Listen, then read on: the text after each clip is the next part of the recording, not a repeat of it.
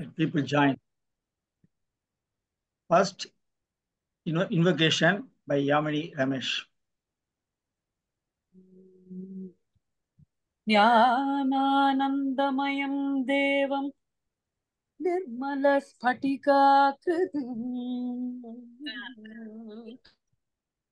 आधारं सर्वविद्यानां हयग्रीवम् उपास्महे सर्वविद्यानाम् आधारं हयग्रीवम् उपास्महे।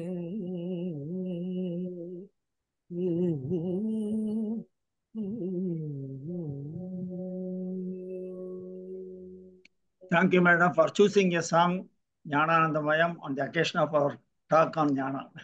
Thank you. Thank you, sir. Now, welcome address.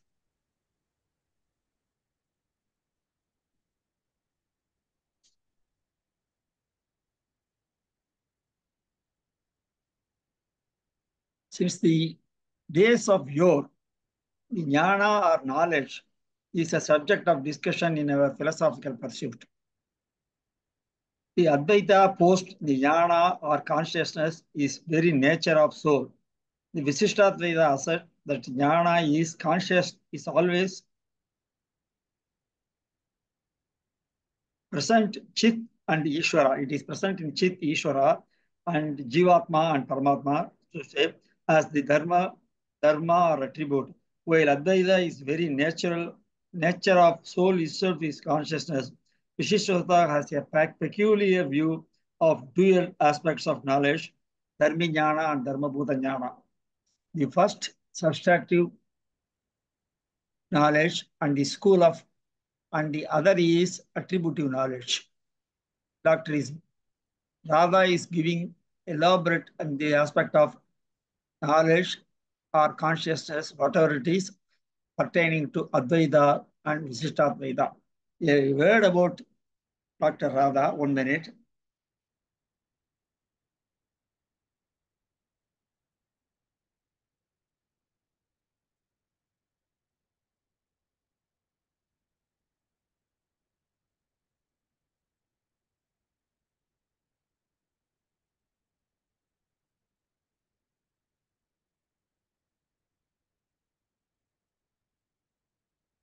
Dr. Radha Raghunathan earned her MA Indian Philosophy from University of Madras.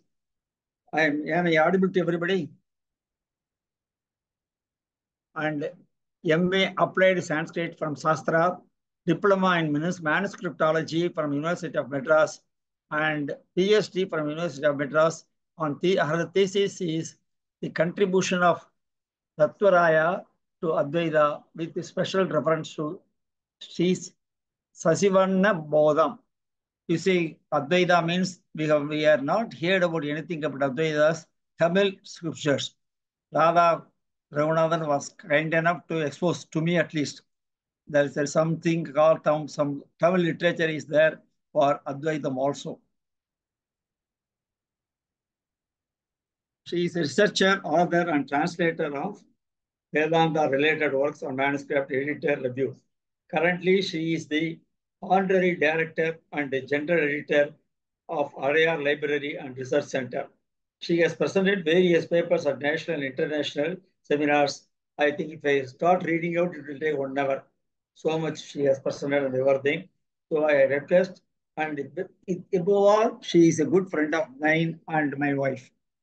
She studied Sanskrit along with my wife, and she used to come to my house.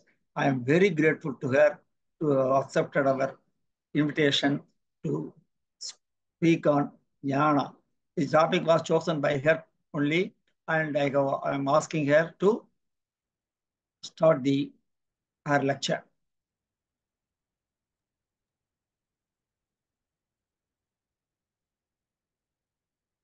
भद्रं विष्णुं शशिवर्णं चतुर्भुजं प्रसन्नवदनं ध्यायेत् सर्वविघ्नोपशान्तये गुरुर्ब्रह्मा गुरुर्विष्णुर्गुरुर्देवो महेश्वरः Guru Sakshat Parabrahma Tasmai Shri Gurave Namaha. Thank you, Dr. Pasardi, for the wonderful introduction about the topic and a very gracious introduction about me. And it was a very wonderful invocation rendered by Mrs. Yamini Ramesh. Very beautiful. Jnana Vayam is one of my favorite shlokas. Before I begin, I would like to thank the HOD in charge, Dr. Dayanidhi Kuryalam, and the Secretary of the Vaishnavism Department Alumni, Dr. Parsadi, and all the alumni members and students, everybody who has joined us today for this talk by me. I wouldn't say that I know much about Jnana myself, because Jnana is something that I go on exploring over a lifetime. But it has always been something that I keep exploring. So let me share a few thoughts on that. And what I choose to speak today is Jnana from the perspective of Visishtadvaita and Advaita. And let us first understand that these two schools of Vedanta are the oldest, and therefore much has been explored on the concept of Jnana by every Acharya since the 7th century or even before that, since the time of Shankara, or even much, much before that, since the time of Gaudapadacharya, since it has been recorded, and we don't know who else has done it before because the works are not available.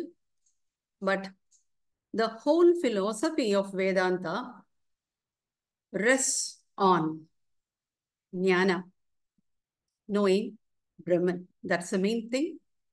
And if I understand what Brahman is going to be from my own angle, then I'm able to relate to the Brahman the way I understand, and therefore I try to find my way to go towards liberation, either merging with that Brahman or identifying myself with that Brahman or being in the presence of Brahman, if it is Advaita philosophy.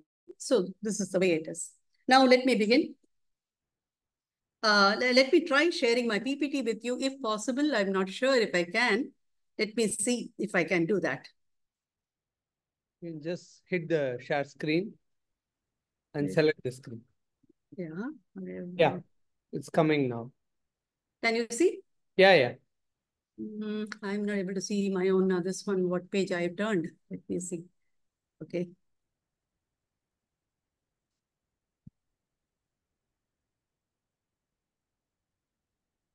Yes. Okay. So, now the Lord of Kanchi, Sri Varadaraja Perumal, is said to have instructed Sri Ramanujacharya with 6 statements. Not directly, but through Tirukachi Nambigal. And these 6 statements by the Lord became the 6 principles of Sri Vaishnavism. And all Sri Vaishnavite knows this. Ahameva param tattvam, darshanam vedamevacha, upayeshu prapatti syat, antima smriti varjanam, deha avasane mukti syat, purna acharyam samashraya. That is, he says, the Lord has said, I am the supreme principle, that is Sriman Narayana, who is unparalleled and unsurpassed, is the supreme principle. The Lord has all the insentient and sentient beings as his body, and he is the soul of everything. The way to get salvation is to surrender as either prapatti or sharanagati at the feet of the Lord. And if that is done, there is no need to adopt contemplation on the Lord during our final breath. And after the soul departs from this body, after the death of this body, the soul gets salvation, provided the person has adopted the means of surrender. But to know about all this and to do all this, how to do, one should approach a fully qualified Vaishnava Acharya and get enlightened on this. And since then, since the time of Sri Ramanujacharya, these principles, 6 principles, have been passed on from the Acharya downwards to his disciples and followers till date. Now, I'm going to attempt something here from an Advaita perspective. I find that there can be a parallel to the 6 statements of Sri Vaishnavism. And what I find is the same 6 principles can be interpreted as Ahameva Param Tattvam, could be interpreted based on the Mahavakyas, Aham Brahmasmi, Tattvam Asi, I am Atma Brahma. The Darshanam, where Ramanujacharya says Darshanam Vedam Evacha, the Advaitin would say Darshanam Abhedam Evacha, because he believes in non-duality. And where Ramanujacharya says Upayeshu Sharanam Sya, Papatihi Sya, the Advaitin would say Upayeshu Jnanam Syat, because every Advaitin says Brahma knowledge or Atma Jnanam is the only direct means. I'm very carefully using this word direct because there are indirect means also which the Advaitin will be resorting to. But the Advaitin says Jnanam, that is Atma Jnanam or Brahma Jnanam, is the only direct means to liberation. Where Ramanujacharya says Antima Smriti Varjanam, yes. The Advaitin also says, if I have understood Aham Brahmasmi, I don't have to wait, I don't have to worry whether I would remember this at my death, because if I have been always aware of this, Aham Brahmasmi, right through my life, I don't have to worry about recalling it at the time of death. Where the Vaishnavite would say, Deha avasane muktihi syat, that is, liberation is after death. The Advaita would say, no, liberation is possible here and now, provided I have realized my identity with Brahman. But as in the case of the Vaishnavite, the Advaitin would definitely agree, to know all this, one must go to an Acharya. And that Acharya should not be somebody who is just academically conversant with the philosophy, but one who has realized the truth himself and who lives the truth himself, and he must be a living Acharya. One must go to such a Purna Acharya to understand this whole 6 principles, which I find could be parallel to what Sri Ramanujacharya had given. Now, when we talk about all this,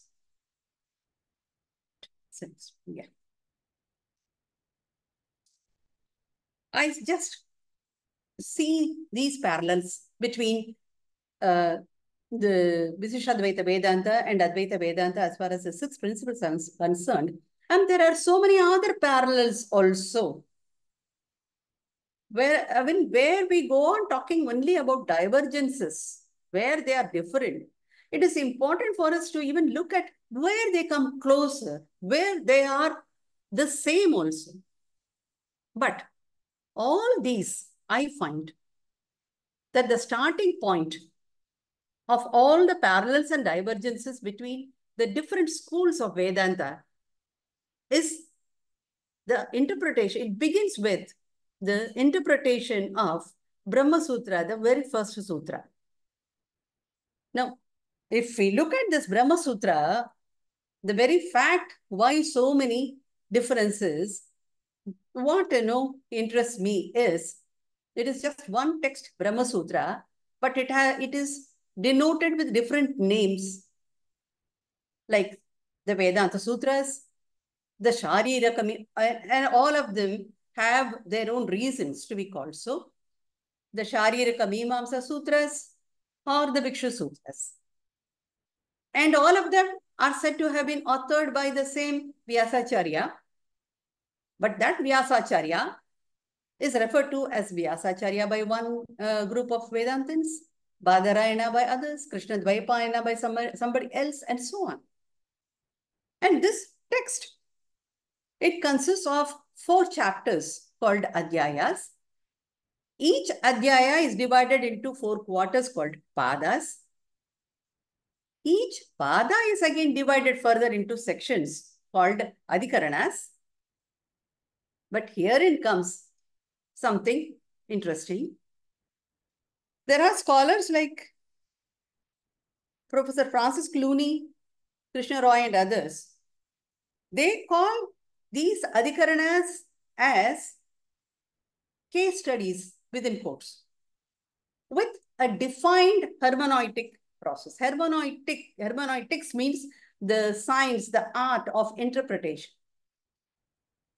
And what I find in the hermeneutic process is in the way the sutras, the total sutras in the Brahma Sutras, the way they are counted and split, the way they are joined or split, and therefore resulting in different counts. So what happens is, according to Sri Shankaracharya's Bhashyam on the Brahma Sutra, the total number of Brahma Sutras is 555. According to Sri Ramanujacharya's Sri Bhashya, the number is 545 because obviously he has joined a few sutras together. And according to the Dvaita preceptor Sri Madhvacharya, the total number of sutras is 564. So obviously he has split a few. So what happens is they have done this combining or splitting or just perhaps just keeping things as they are to suit the way they want to interpret their philosophy. This is my understanding of why this splitting could have happened or why the joining could have happened. And therefore, I see the reason here I see this as a reason here for the parallels or divergences between the different schools of Vedanta, beginning with the interpretation of the very first sutra of the Brahma Sutras. And from there on, the interpretation is developed to form a particular school of thought. This is my understanding of the whole thing. Now, when we take this Brahma Sutra 111, that is the very first sutra. Chapter 1, and that Pada 1, and the first sutra.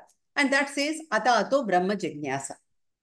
Now, every Acharya, when they write a Bhashyam, the style of writing a Bhashyam is each and every word in the text, especially Bhashyams are written for the Brahma Sutra and the Upanishads generally.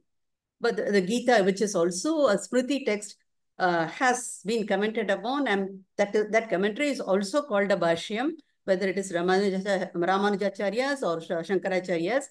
Their commentary is also, that commentary on that Bhagavad Gita, which is a Smriti, is also called a Bhashyam. Why? Because it is each and every word that is in the text is explained in detail, not just giving the meaning or the overall import, but complete a thorough analysis of each every word. And so here we find that the Atato Brahma Jignasa, just at the outset it means then, therefore, the desire for knowledge is the general translation. And each and every word has been explained in detail by every Acharya. I'm not going to go into that for paucity of time, but what I find is when they say, when they explain, when we go into their Bhashyam and see these three words, there is something that they are indicating there. Every Acharya is indicating that there is a sequence in acquiring this Brahma Jnana. Because the very first sutra is talking about the desire for not any knowledge, but Brahman knowledge. But when the other two words, atha, ataha, they indicate that there has to be a sequence, some process, a serial process that will lead us to acquiring this knowledge. That means the word atha, therefore, it indicates that certain preliminaries are needed. And then the next word, then atha, it indicates thereafter, it indicates that there is a transition from those preliminaries to the result that is indicated by the word, the result that is indicated. The result, the final result is going to be jnana, but here they're talking about the desire for jnana. And then the result here is indicated by Brahma Jignasa, the desire for Brahman knowledge. I'm going to keep it as an hyphenated word for now, because we are going to see that it means different to the different acharyas. And the term Brahman knowledge can be interpreted differently in Visishtadvaita Vedanta and in Advaita Vedanta. Therefore, I will not get into it right now. But this word, atha, therefore, it indicates that there is a condition for this Brahman Jignasa, that is the desire for Brahman knowledge to take place. Thereafter, the questions would arise. What is that condition which is indicated by ataha, by the word therefore? Is the transition from the preliminaries to the result indicated by this atha, is that transition, is it automatic and a smooth sail? Or does the transition involve any effort on the part of the desirer for the Brahman knowledge? Then comes the question, how am I to understand this term Brahman knowledge, Brahma Jignasa? And finally, what do the terms in the word Brahman knowledge, what do those terms, knowledge and Brahman, what do those terms mean? So much is hidden, and all this has been explained by the acharyas. Now, finally, would arise a question, okay, if I go through all this, does the exercise, does it end with only the desire for Brahman knowledge? That is that just to know getting the desire is enough? Or is there anything further to it? If there is anything further to that desire for Brahman knowledge, what is that further? What does that further entail? And all these questions, all such questions, they hinge on the factor, only one factor, knowledge, jnana, which is there hidden in that word jignasa. The desire for jnana is called jignasa. So that is where, the whole thing hinges upon. And if we look at the Brahma Jignasa, why? Because Brahma Jignasa is what is going to lead me to liberation. That is what is explained in this whole the sutra as it goes on developing, as the commentary goes on developing. This is what they are indicating. And so I will skip all those portions of the commentaries and come straight to the means for liberation. That is moksha upaya. Now, some commentators, some like Ramanuja, they are of the view that Ramanujacharya taught prapatti or sharanagati. What does it mean? It means resorting to the feet of the Lord as the soul, and that much is sufficient to fetch us liberation. And related thereto, they see Ramanujacharya as one who opened the way to moksha for all persons, irrespective of caste. This is something which we all know, the story that happened at Tirupashtiyu. But on the other hand, there are those who recognize that Ramanuja's practicum, the practicum that he is talking about as a Sharanagati, as the means for liberation, they say it is a compound, samasa, a combination of karma, jnana, and bhakti. But those who go by the earlier interpretation, that Sharanagati is a soul means, those interpretations take him as too radically departing from tradition. And those who say that he is talking about a combination of karma, jnana, and bhakti, they see him as too simply adhering to tradition. And all these are the observations made by one scholar called Robert Lester. Now, Ramanuja is certainly noted for advocating bhakti in relationship with the Supreme Person, that is Purushottama, rather than what he calls the dry, simple knowledge of attributeless consciousness advocated by Advaita Vedanta. This is Ramanuja's view about Advaita Vedanta when it talks about Jnana as the only means for liberation. So in short, in Ramanuja's philosophy, this knowledge, it reaches, actually what happens is whenever we have an examination of the commentaries on Nammalvar's Siruvaimozhi, beginning with those contemporary to Sri Ramanujacharya, to the latest, which is contemporary to Pillai Lokacharya, they show that the notion of prapatti as moksha upaya did not come into prominence until at least 100 years later than Ramanuja. But still, when Ramanuja's Bhashyam and other things we study, we see that he is advocating a form of demotion, which he qualifies as Bhakti Rupa Apanna Jnana. The form of devotion which is preceded by Jnanam. And he says this is the most efficient mokshopaya according to the Visishtadvaita Vedanta. And Brahman knowledge is, according to Advaita Vedanta, Brahman knowledge or the self-knowledge is the soul means. So here we have Ramanuja's view about Jnana, which should Jnana should precede Bhakti, and that is Bhakti Rupapanna Jnana is the means for liberation. And here we have the Advaitans' view that Brahman knowledge is the means for liberation. So then, what does this word Jnana signify in both the schools? Is it the same, or does it differ between the two schools? Is what I would like to explore. If we look at knowledge according to the Visishtadvaita Vedanta, Dr. Parsardi mentioned that in the Visishtadvaita Vedanta we have the Dharmi Jnana and Dharmabhuta Jnana.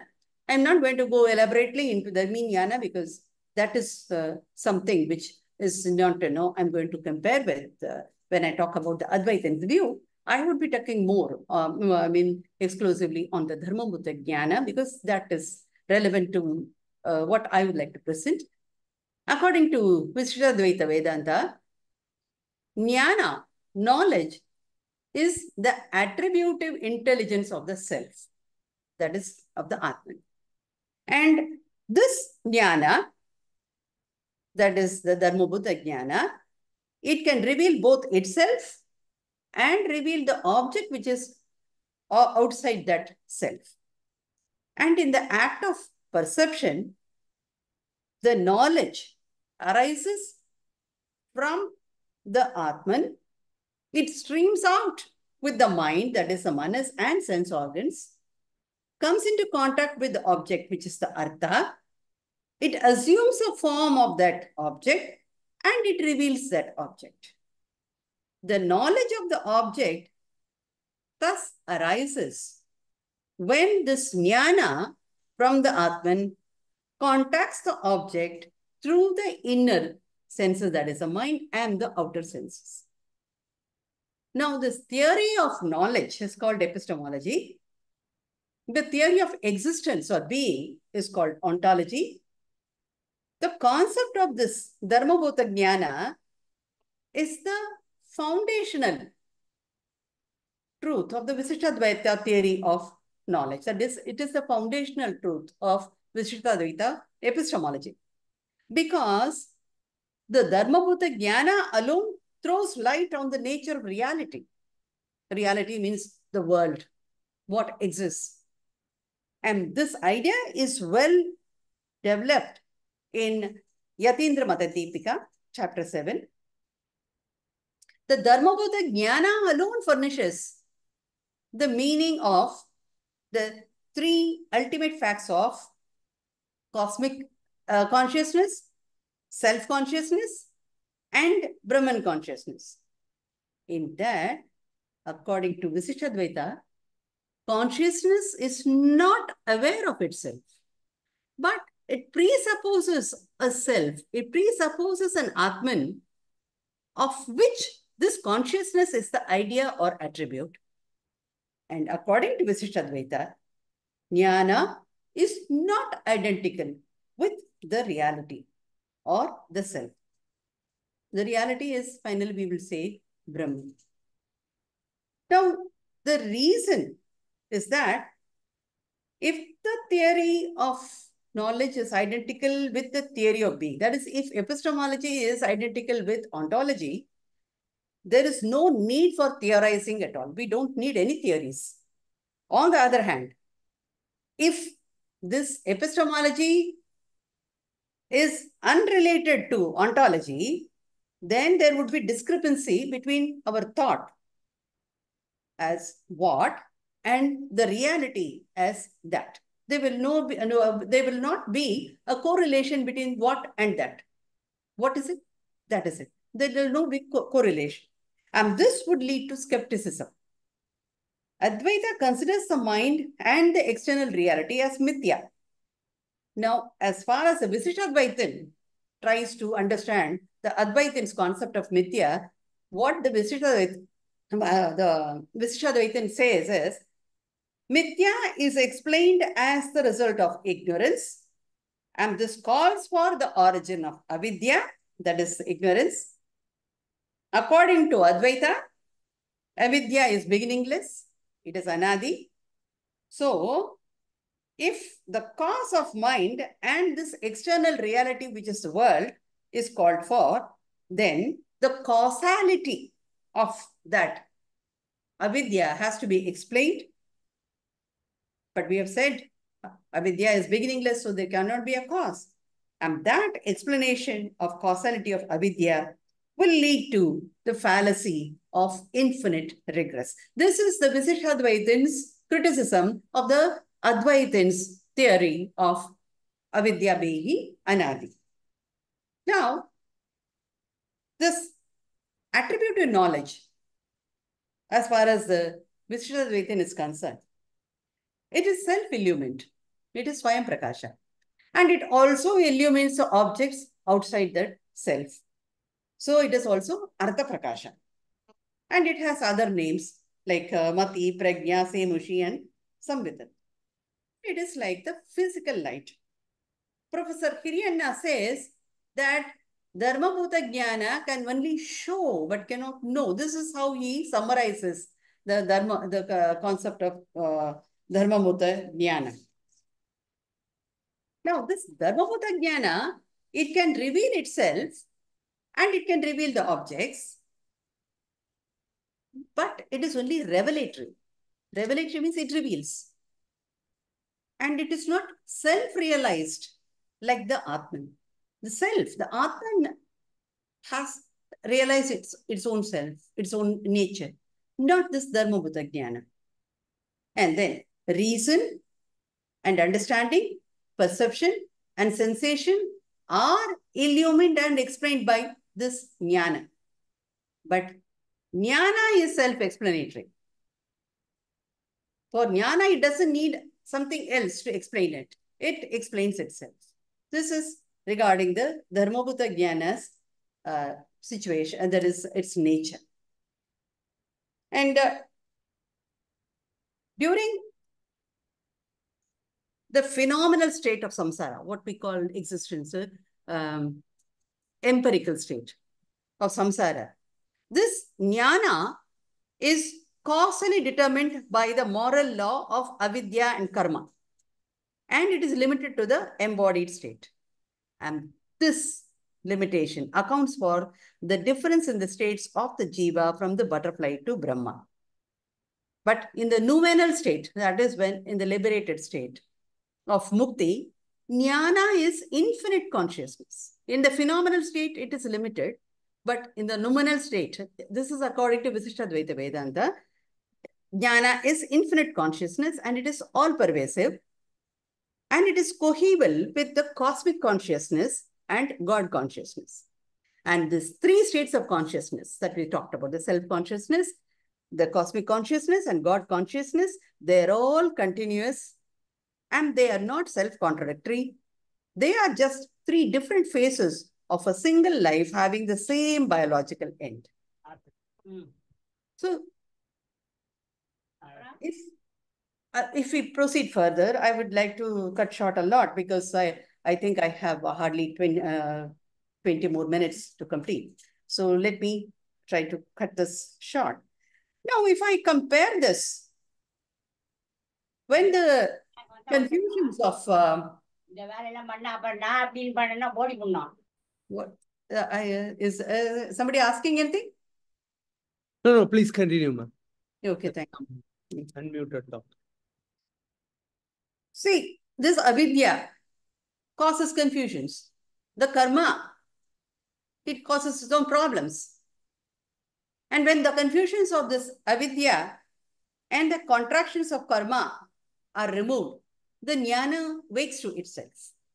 It expands and it shines again in its infinite and eternal splendor. And then the perceptual and inferential knowledge, they also expand into their full integral experience.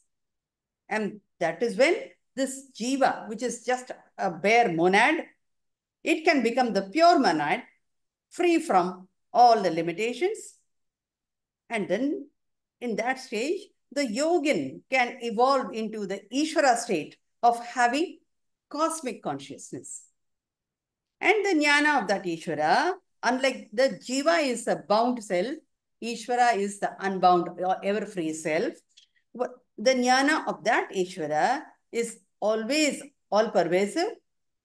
The idea of the infinite finite self with the infinite consciousness as its essential and eternal nature is not inconceivable. Because we are talking about the transition when the jiva, the bound jiva, is free from the fetters of avidya and karma. And therefore, we find that the term jnana, it expresses an essential and eternal attribute that inheres in the sense. And because it contracts and expands like a substance, owing to the determining influence of the karma, it can even be defined as a dravya as well.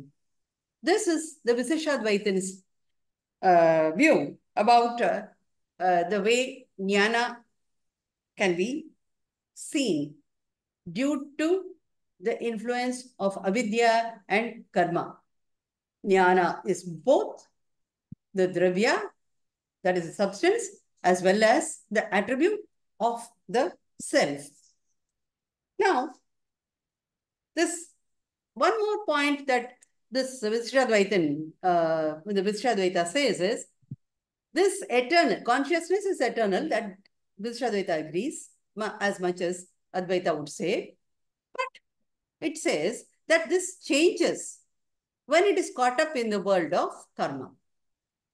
But it comes to itself in the state of mukti when it is freed from the sense contact. And thus, Jnana is both changing and changeless. It is both a substance and an attribute of that Atma.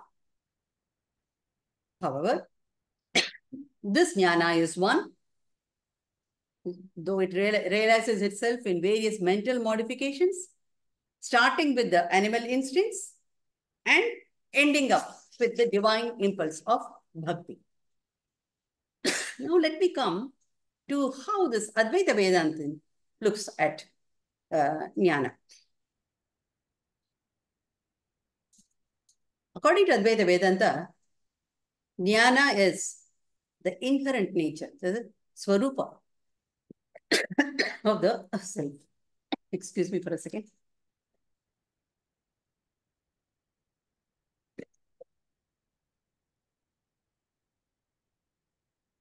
Now, this Jnana, it is self-revelatory and it reveals everything other than itself also. It reveals itself and it reveals everything else other than itself also.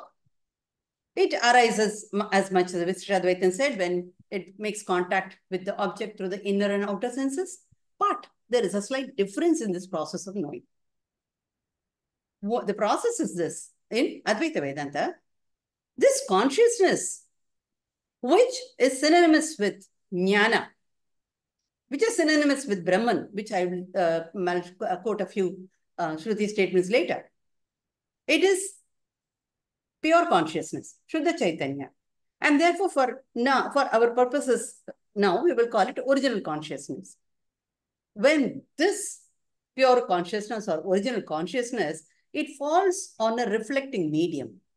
That is the mind.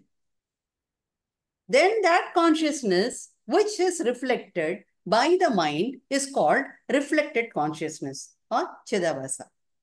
The original consciousness is called Chit. That which is reflected is called Chidavasa. Now this original consciousness, it is, because it is all-pervading, it is present everywhere, on the object, all around the object, and even where the object is not present. It is the reflected consciousness. So there is no need for the original consciousness to travel anywhere. It is present everywhere. There is no need for it to travel. But the reflected consciousness, because it is reflected from the mind, that travels towards the object. That reflected consciousness undergoes changes, taking the form of the object, and it comes back to the mind with all the information, the details of that object which it has grasped. And in all this process, the original consciousness remains changeless. And by its mere presence, it illumines the mind. It illumines the object. It illumines the reflected consciousness also. This reflected consciousness can be compared to the Visishtadvaitins' Dharmabhuta Jnana. Now, according to the Visishtadvaitin, the consciousness is not aware of itself, but it presupposes a self of which it is an attribute or an idea. But according to Advaita, Jnana is not an attribute. It is the very nature of that self. But in the case of that reflected consciousness of Chidabhasa, it is an adventitious aspect of that self. We call it an adjunct. An adjunct happens to be incidental. Now, unlike an attribute which is a permanent quality of a substance, an adjunct is adventitious and it is not an inherent nature of that entity.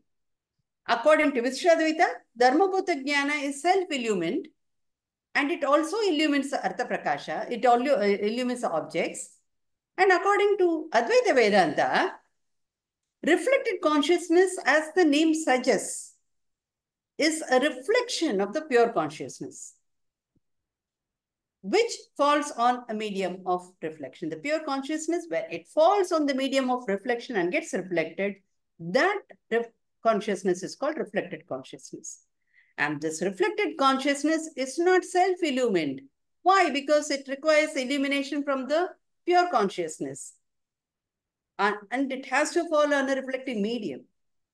But because it does, the illumination, we have to treat it as borrowed consciousness, much like the moonlight, which is light borrowed by the moon from the sun. And this concept of this reflected consciousness, Chidabhasa, is an important factor in explaining the two types of reality in Advaita Vedanta. The two types of reality being the Paramathika Satyam, the absolute reality, namely Brahman, and the phenomenal reality, which is the Vyavaharika Satya, which what we are all experiencing every moment, even now.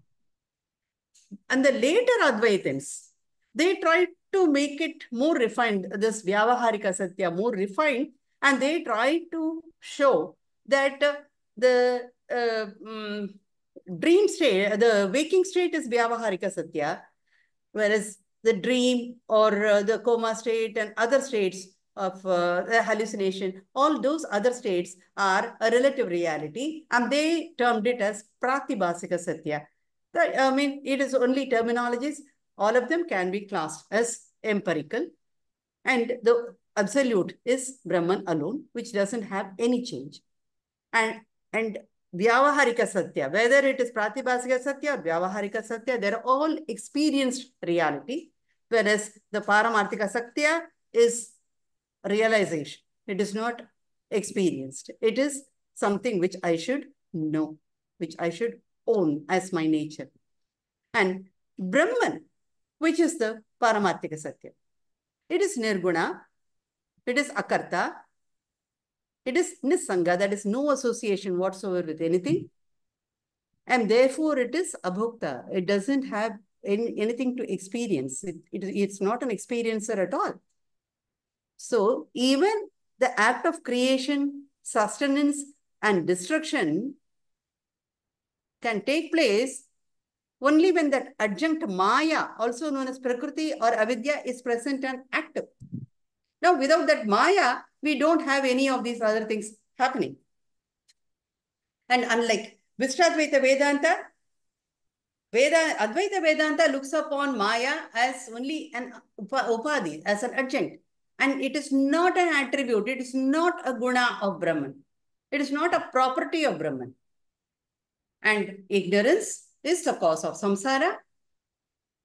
And this ignorance or avidya is anadi, but it can be overcome. It can be severed with the sword of knowledge. And this phenomenal reality, signified by the pluralism, experience of pluralism, it leads to the concepts of mithya, what normally is wrongly or loosely translated as illusion, and to the concept of superimposition or adhyasa. These are two important concepts which define the Advaita Vedanta from other types of Vedanta. Mithya is generally translated as illusion, and it is explained as unreal. It is neither. For instance, let us take the case of dream. Anything which is real must be permanent. But dream is not permanent. Still we experience it. It is real during the duration of our experiencing, of our going through the dream. But once we have come out of it, it is not real anymore. It has no permanence and it can be sublated. Anything which can be sublated that way as negligible or tuchha is called mithya. This is the idea of mithya in Advaita Vedanta. And according to Advaita Vedanta, one has to know Brahman as the non-dual reality, as the ultimate, the absolute. I will not go into it. I have given the Mandukya mantra 7 there, which gives in all detail as to what Brahman is, how Brahman is to be understood. And it says, you please understand Brahman in this manner as that which is neither consciousness of the internal world, nor conscious of the external world, nor conscious of, and it is very, very, very, very highly technical, which, we need to study the Shankara's Bhashyam in depth to understand this mantra 7 of the Mandukya. If we did, then we would understand why Shankaracharya or any Advaitin of the Shankara school talks in terms of non-duality. And this means that according to the Advaitin, anything in creation, the sentient or non-sentient beings, they are not parts of, they are not amshas of Brahman. They are not subservient, they are not seshas to Brahman. Because according to that mantra, Mandukya mantra 7, Brahman is partless, impartite. Brahman is whole, absolute, nothing else other than Brahman. And there being an identity in the essential nature and nisangatva, that is the dissociation, that is having no association of Brahman, the Advaitin rules out any relationship or divisiveness like the Amsha, Amshi, or Sesha, Seshi, and the like between the Jivatma and Paramatma. This is the reason that the Advaitin doesn't accept Bheda. Now, as in the case of Visishtadvaita, so also in Advaita, the phenomenal state of samsara, during samsara, Jnana in the form of reflected consciousness is causally determined. We have to find a cause. How come, the samsara, how did I get into this chakra of samsara? Then I would have to give a cause. It is due to avidya. So I find my cause in that avidya and karma. And in Advaita, karma is synonymous with avidya because it is an effect of avidya. And the samsara is limited to the embodied state.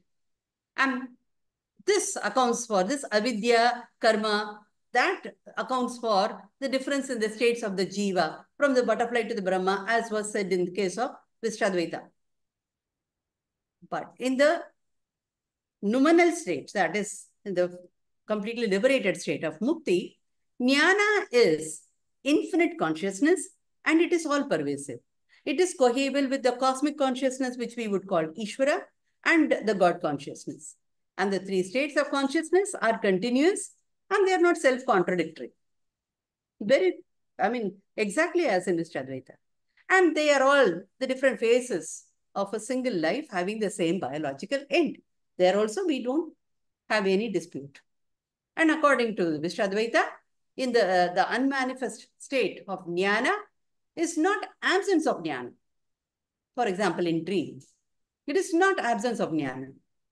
It is Jnana as essence of real possibility.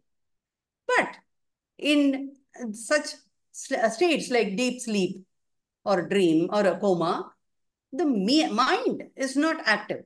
It is as though absent. Therefore, all the senses are all retracted into their causal state, and that causal state is called avidya or prakriti. And when the person wakes up, the mind becomes active again, and then the reflecting medium is now active, so the jnana gets reflected, and this exists for all periods of time. Now, when it comes to Ishvara, he is omnipotent, omniscient.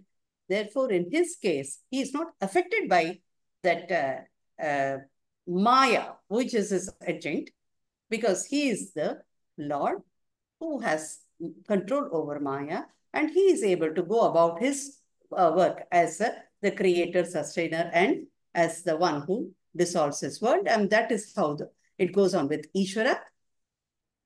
So there are a lot of these differences that go on between Visishtadvaita Vedanta as well as Advaita Vedanta. When we say that one important thing is Jnana is changeless as far as Advaita Vedanta is concerned, as much as itself, and it is synonymous with the self, as many of the Shruti statements will say. But does it mean that I don't need to do any of the karmas? No. We need to do all the karmas according to Advaita Vedanta, as is prescribed for every individual, but with a selfless motive, because it is meant for the refinement of my mind. Why do I need the refinement of my mind? To prepare the mind to receive the Brahman knowledge. I need to refine the mind. And here, Ramanujacharya has quoted from the Bhagavad Gita and other sources, and he gives a host of qualities. What happens in Advaita is they have put together all these things as the fourfold qualities, together called as Sadhana Chatushtaya. And these are important. It is stressed upon that a person who desires Brahman knowledge first must develop all these qualities before he can embark onto the study of the scriptures, even under an Acharya, to gain that Brahman knowledge. And in this, very importantly, we have one important quality called Shraddha, which would be equated to the bhakti which Ramanuja was insisting upon. And if we see the Godavari Mishra, he has actually, he gives his opinion on this knowledge and liberation. And there he says, this samsara is a product of avidya. And liberation is redeeming oneself from this avidya, which is simultaneous with the advent of the knowledge. See, it is like if I get into a dark room and I carry only one small candle with me, it's enough to dispel the darkness in this entire room. And it is simultaneous. The room is lit as well as the darkness is removed. So this liberation is both the removal of avidya and liberation are simultaneous when there is the rise of knowledge.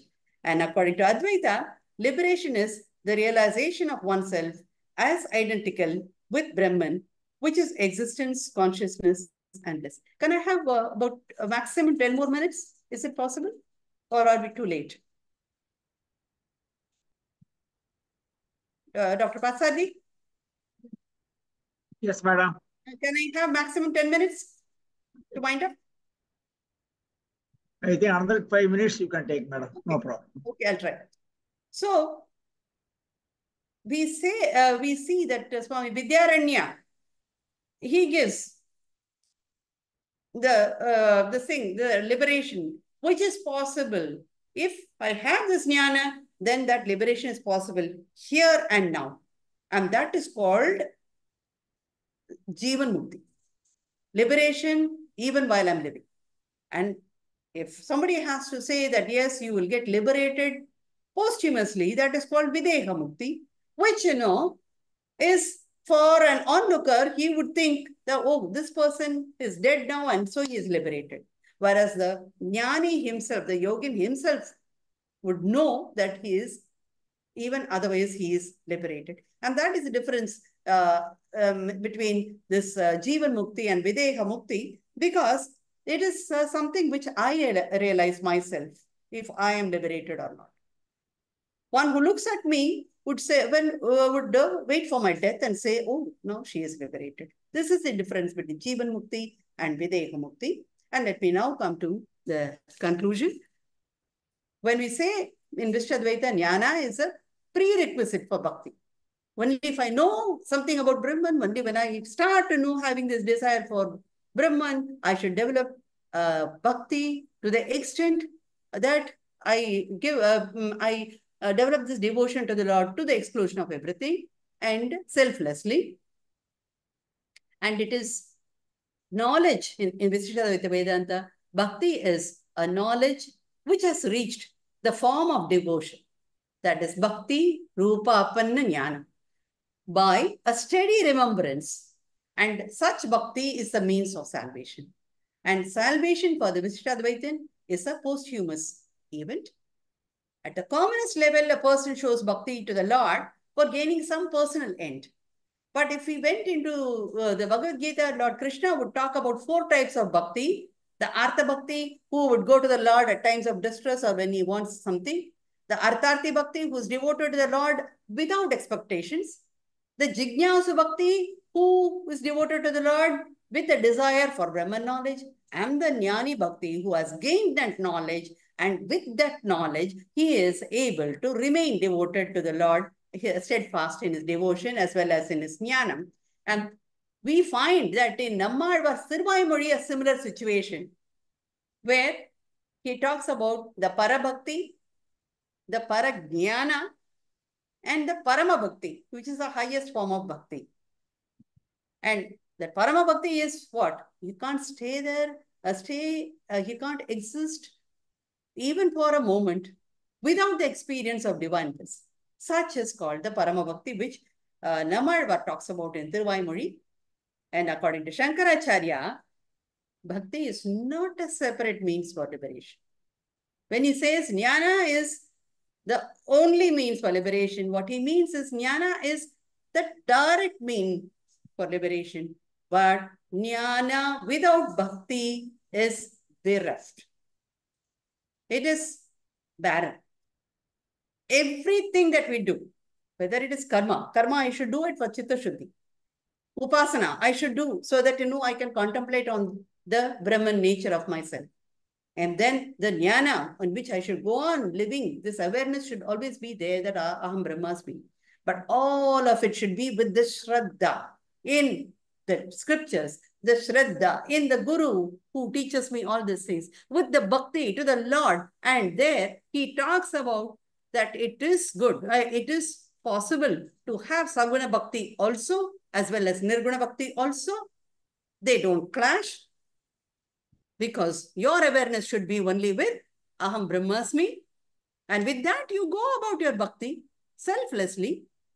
And if we look at the spiritual journey that is being advised in the Advaita text, it begins with a rupa, that is a bhakti towards one's Ishtadevata. And then you expand it over when you get deeper and deeper and understand that the Lord is not only in this idol or in the Shaligrama, but he is there everywhere in every being, in the whole thing around me. Then you go into the Vishwarupa Bhakti. That is Ishvara. That is Ishvara Bhakti. And then, over a period of time, you just go and say, no, it is not only the form that there is Bhakti. The whole thing without form, the Lord is without form also. And there, it goes into a higher form of Bhakti, which is a Arupa Bhakti. And so we have this journey from a Ekarupa Ishvara, the Bhakti, towards an Ekarupa Ishvara, to appreciating everything in creation as Ishvara, which is Vishwarupa Ishvara, to Ishvara as transcendental and formless as Vishwarupa Ishvara. If we see this Tondaradi Pudiyalvar's Narayana Divya Prabandham also, it is indicated that in that Pasuram of Pachai Mamalipul, Meni, Pavalavai, Kamalachengan, he is actually what? Praising Lord Ranganatha in the Ekarupa form. But he is also praising the same Lord as Vishwarupa, as the green mountains, as the coral, the soft lotus, the strong bull and tender shoot, and so on. And if in our own life, if any of us have visited this Kamakshi Amman temple in Kanchipuram, normally they would say, you go first, have the darshan of Kamakshi Devi. You get the Kunkumam Prasadam there. And then from there, you go to the Arupa Devi Sannidhi of the Arupa Kamakshi. You hand over this prasadam there and take that prasadam, and you come back finally to complete the worship at this one. It only shows that, this is going to be continuous, that my travel back and forth between the transcendent to the empirical is a constant. And so also with the Chidambaram temple, we see this, the space is being worship there. If you see in that Sannidhi, there is nothing, but Aarti is being done there just to show that space is also the Lord. And as we stated earlier, we see these parallels and divergences between the different schools of Vedanta, beginning with the first sutra of Brahma Sutra. It is one text with different names, one author with different names, 4 chapters, each with 4 padas, but the sutras are being combined or split, giving rise to different interpretations by different acharyas. And therefore, when the first sutra says, Atato Brahma Jignasa, our focus today was on how to understand Jnana between the schools of Visishtadvaita Vedanta and Advaita Vedanta. Thank you very much for this wonderful opportunity. Thanks once again. So thank you, madam, very much. Very nice talk indeed. Thank you. Only thing is, we are not able to extend the time.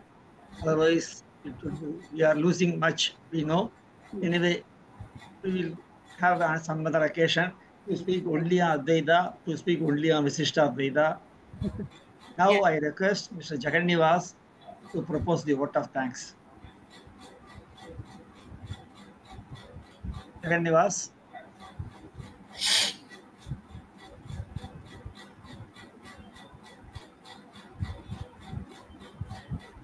Jagannivas?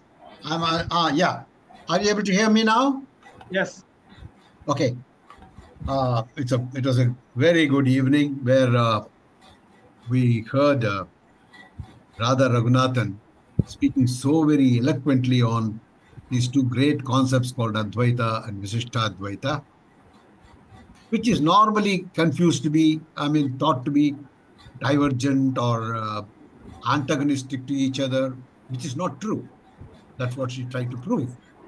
Because after all, it is said Visishtadvaita is said to be Advaita only. I remember M.A. Narasimhachari, the professor of, the HOD of Vaishnavism department in Madras University, saying that Visishtadvaita is nothing but Advaita.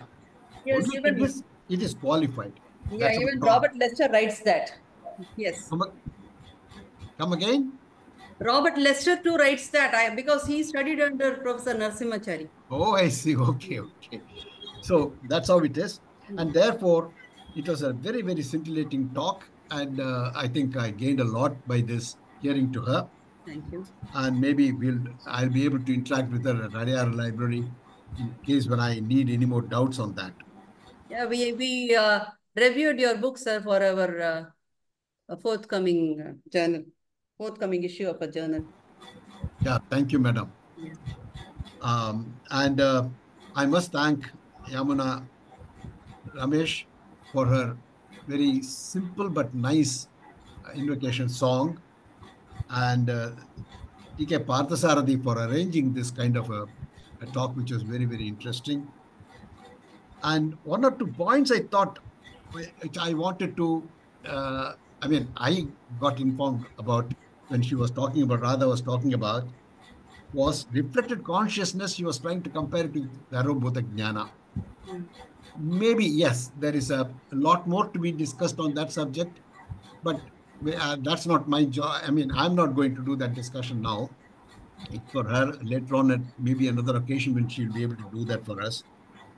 Because Chidabhashya and Dharmabhuta Jnana are, according to a typical Vaishnavite, maybe slightly different from what we heard today. Anyway, that would be for another discussion some other day. Anyway, thank you very much, Ms. Radha Raghunathan, for this very interesting talk. Thank you, ma'am. Onward, Dr. Srikala Nair of Sankaracharya University, Professor of Philosophy, was here for some time. She had a meeting at 6:30. She had to leave it. Okay. And now I am very much thankful to her for this presence and encouragement to us. Thank you very much to all. Thank you.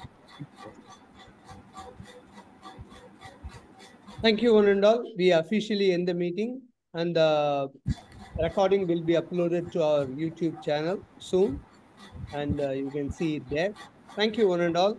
And we officially close the meeting now. Thank you very much. Till next time. I would like to hear something more about Rajesh. What are you, sir? Where are you? Sir, I am working in Tata Consulting Services. Okay, I am in Chennai, Mambalam. My wife Janaki. Both of us joined this course MA Vaishnavism. So you can give us your email or your WhatsApp number. We will include you in every month. We have a meeting and you can hear it. Sure, sir. I will do. Okay. Thank you, sir. Thank you. Thank you. Thank you, one and all. Thank you. Thank you, Radha Madam. Thank you very much. Thank you very much, sir.